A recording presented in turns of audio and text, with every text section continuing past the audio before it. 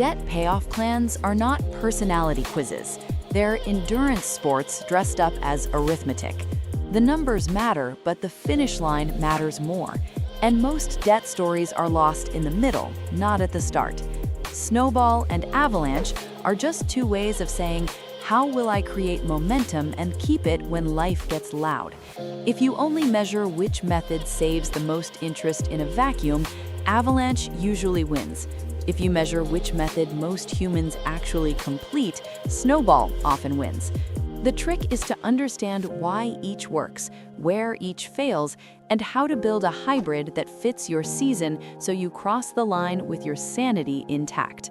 What follows is a field guide written for real weeks, messy incomes, and brains that require evidence to believe change is happening. Begin with the map. The Debt Snowball lines up your balances from smallest to largest, pays minimums on everything, and attacks the smallest with every spare euro until it dies. Then it rolls the exact payment you used to slay it into the next smallest, and so on. The promise is identity through quick wins. You become a person who finishes, not a person who contemplates. The Debt Avalanche lines up your balances by interest rate from highest to lowest and attacks the most expensive first while paying minimums on the rest. The promise is math through efficiency. You become a person who refuses to overpay for the same outcome. Both methods require the same skeleton: minimums automated, a fixed extra payment automated, a rule for rolling the killed payment forward, and rituals that keep the streak alive when your day job forgets you're in a movie montage. Why do quick wins matter? Because your brain does not run on spreadsheets. It runs on progress you can feel. In the early innings, the snowball's tiny victories produce visible slope. One statement disappears. One app shows 0. You remove a card from your wallet, cut it, save the last statement as a trophy, and your identity tilts. The month that used to feel like a hallway of bills now has one fewer door. That sensation, less cognitive load, is fuel. With Avalanche, you may aim at a high interest balance that is also the largest. The math is noble. The wait for visible change can be long. Long waits kill plans when the world around you writes new temptations every day. This is why Snowball has a reputation for finishing more often, even when it costs a little extra interest. People finish plans they can narrate. The narration is "I killed a balance," not "I theoretically optimized my APR exposure." Why do high rates matter? Because interest is not a moral issue, it is a math tax. If you're carrying a store card at 29.99% or a personal loan at 18% while you chip away at a 3.9% car note because it's smaller, you are buying quick pride with expensive rent. Avalanche flips this. It proposes that you starve the greediest creditor first, even if that balance is not the easiest to kill. Over the life of a payoff journey, Avalanche can save hundreds or thousands. That savings buys you time, lowers risk, and composes a calmer life. If you have the temperament to stick with it, and the plan includes rituals that make progress visible, Avalanche is often the wiser route. So which will you actually finish? The honest answer is the one that you can keep doing when your loan servicer changes websites, your tires whisper their last, your kid spikes a fever, your boss moves a deadline, and your phone suggests happiness leaves behind buy now. Completion favors systems that are emotionally repeatable. The Snowball is emotionally repeatable because it front-loads wins. The Avalanche is emotionally repeatable if you make progress visible and shorten the distance between effort and meaning. The best method is often a third thing, a snowvalanche. This hybrid begins with 1 or 2 quick kills to prove to your nervous system that you are a finisher, then immediately pivots to the highest interest balance while maintaining the payment roll-up. You buy loyalty from your own brain with early trophies, and then you let the math do what math does best. Let's ground this in a story.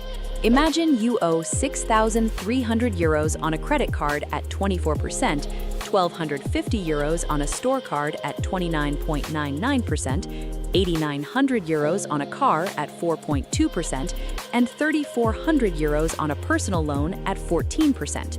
Your minimums total €335. You can squeeze an extra $300 a month without turning your life into a scolding. Snowball says kill the $1,250 first, then the $3,400, then the $6,300, and last the car. Avalanche says kill the $1,250 first anyway because of its rate, then the $6,300 at 24%, then the $3,400 at 14%, and last the car. The hybrid says the same for month 1. Destroy the $1,250 as a statement to yourself, then go straight to the $6,300 because it's the interest inferno, and keep rolling payments forward as you go. The difference is not only interest saved, it is calendar behavior. After the first kill, you now send €300 plus the freed minimum to the inferno, while the rest shrank on autopilot. 2 months later, the slope is visible on the worst card. You have both the story and the savings. People argue about pennies in examples like this, as if the point were to win a forum debate. The point is to end the year with fewer creditors, lower payments, and more room to breathe. Choose the path that lets you get through your next 12 Thursdays without quitting. If you know you are the kind of person who needs to see evidence early or you'll drift, begin with a pure snowball for 1 or 2 balances and then switch. Call the switch out loud. Write it on a sticky. 2 trophies, then rate attack. Your nervous system will recognize the ritual. Your bank account will appreciate the math. Automations are not optional. The plan you have to remember is the plan you will forget. Put every minimum on autopay from a dedicated bills account so late fees die forever. Put your extra payment on autopay from your wealth or attack lane so you don't negotiate with yourself after a long day. Set the payment to pull the day after your paycheck clears so timing never becomes a villain. Rename the attack account something ridiculous and motivating. Anvil, Firehose, Delete, and let your phone ping only when the payment lands, not when temptation knocks. If you only change your intensity but not your infrastructure, your plan will feel heroic, and then it will feel exhausting. Infrastructure beats intensity because infrastructure works while you are tired. Momentum requires visibility. Avalanche dies in the dark. If you're aiming at a large, high-rate balance, create a scoreboard you can't ignore. Share count matters for investing. Balance countdown matters for debt. Make a note where you log the balance every Friday. Celebrate threshold crossings, under €6,000, under €5,000, under €4,000, with a tiny ritual that doesn't undo the math. Take a photo of the new number, text a friend in your tiny money guild, or move €10 from the fun wallet to Anvil as a symbolic push. Your brain will begin to crave the next threshold because it recognizes level design. The plan stops being abstract suffering and becomes a game with checkpoints. Avalanche also benefits from slicing. If the highest rate balance is also the largest, carve it into stages you can finish. Divide a €6,300 target into 6 €1,050 zones. Each zone gets a name and a date. As you clear a zone, you roll a small piece of celebration into the next. The celebration is never a shop. It's a relieving upgrade that reduces future spend or increases the ease of your plan. A better pan, a lamp, a bike tune, a babysitter hour that buys you time to cook or rest. This prevents rebellion spending and ties effort to quality of life. You are not doing penance, you are building a machine that makes tomorrow gentler. Identity is the quiet engine under both methods. Snowball's identity is, I am a person who finishes things. Avalanche's identity is, I am a person whose math is pointed at freedom. Choose the sentence that feels like fuel, not a lecture. Then reinforce it with language and design. Rename accounts so your phone keeps telling the story you chose. Keep the last statement of each paid-off account as a trophy in a digital folder named Wins. The day you want to quit, open that folder. Completion is a muscle. Muscles remember reps. There are seasons when neither Snowball nor Avalanche should be your top priority for 30 days. If you don't have even a tiny emergency buffer, debt payoff will be a treadmill that throws you off a first-time life coughs. Build a Tier 0 cushion of 300 to 1,000 euros first, so a flat tire or a copay doesn't send you back to the card you just paid down. Call this cushion Oxygen. Fund it with a small weekly transfer while your extra payment still fires, even if you temporarily shrink the extra. When Oxygen exists, resume normal speed. A month spent preparing for turbulence saves you months of rework later. Income variability changes the choreography but not the song. If you're commission-based or freelance, automate percentages instead of fixed amounts. Minimums still autopay.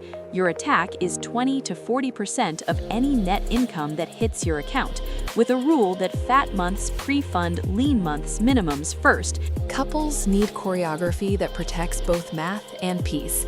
One person often wants Avalanche's logic, the other needs Snowball's proof. Resolve the tension with the hybrid and with autonomy inside structure. Agree on the target order. 1 or 2 quick kills, then highest rate first. Agree on the shared extra payment that fires every payday from a joint account. Keep tiny personal allowances that auto-reload weekly so no one feels policed for coffees or hobby supplies. Add a 90-second Sunday ritual. Bills green, attack sent, balance now at X euros, 1 friction to remove this week. The ritual is the relationship. Debts die when conversations shrink to checkpoints instead of debates. Negotiation is a quiet accelerant that belongs in any method.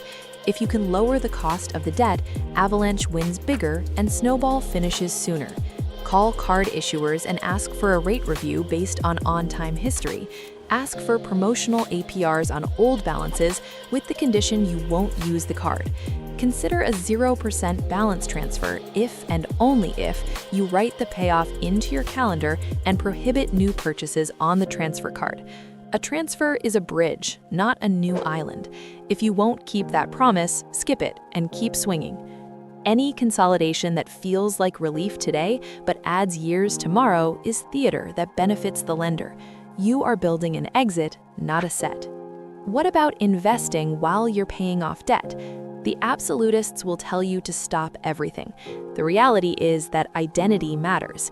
If your employer matches retirement contributions, take the match while you attack debt, because free money beats the card's APR, and because forfeiting the match to hurry debt often backfires psychologically. Outside of the match, it's reasonable to pause extra investing temporarily while you kill double-digit balances. If pausing makes you feel like a non-investor and threatens your future habit, keep a token auto-invest, 25 euros per week into a broad index fund, so your identity remains intact. When the ugliest debt dies, redirect a piece of the attack to investing and feel the win twice. Plans that respect human psychology outlast rigid purity. Edge cases require policy. If a debt is in collections, take control of the narrative.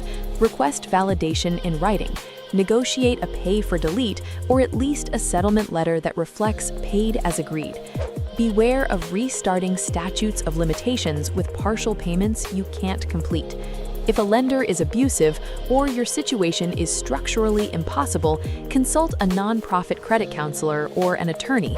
Sometimes the plan you can finish is a structured program or even a legal reset. A plan is only heroic if it ends in freedom. Martyrdom to unpayable math is not a virtue.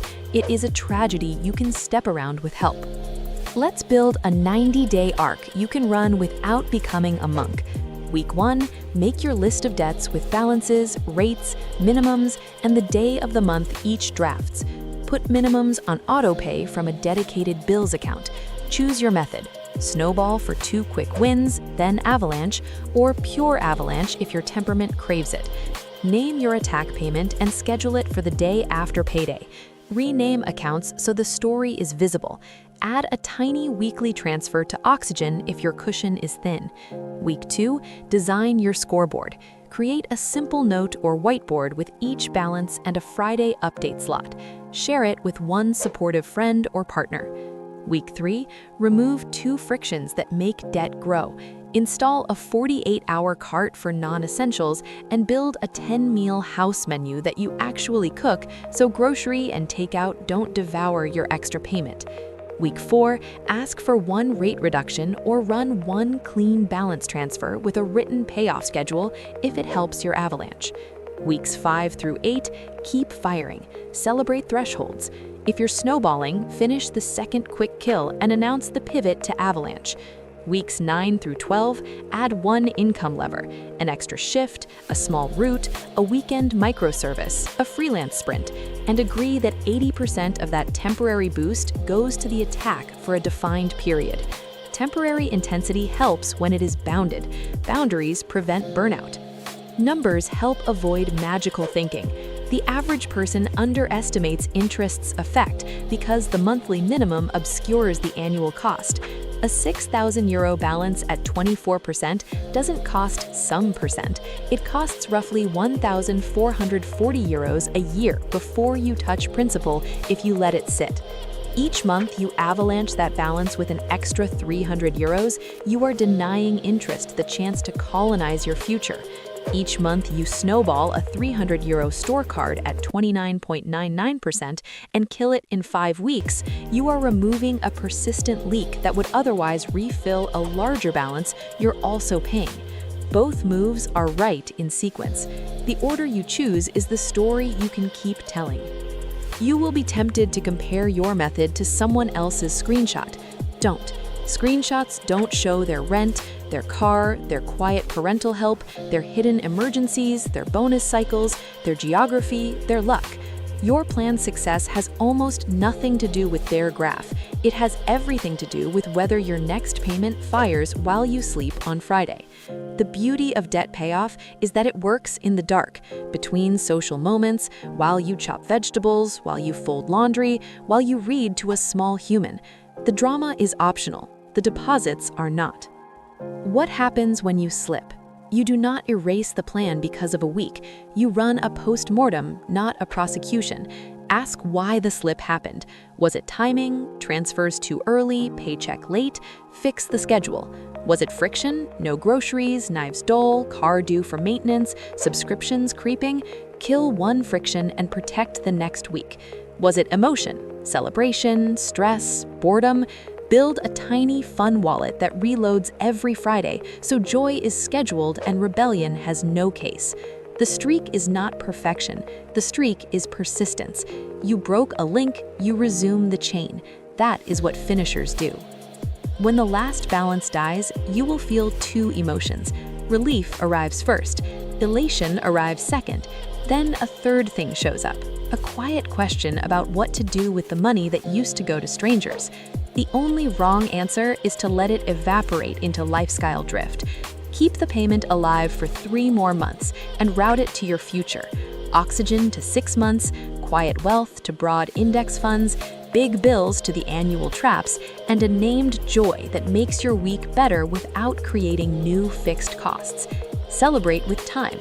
Take a Friday off. Cook for friends. Ride a train to see someone you love.